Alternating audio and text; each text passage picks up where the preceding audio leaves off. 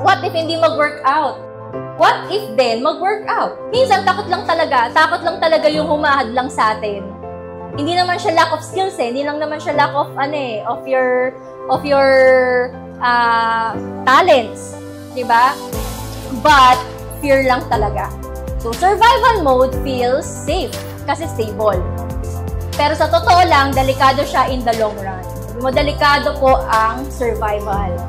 Okay? Kasi habang nasa comfort zone ka, time is passing, di ba? Umaandar ang oras mo. Yung 1 year, naging 3 years, naging 10 years, tapos nare-realize mo, di ba? Same thing.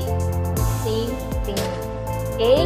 So, fear of failure has killed more dreams than failure itself. Alam mo yung minsan, hindi naman talaga failure yung nakakasira sa atin. Kundi yung takot mo mag-fail. Okay? Kasi kapag takot ka pa lang, hindi mo nasusubukan. Takot na takot tayo mag-fail.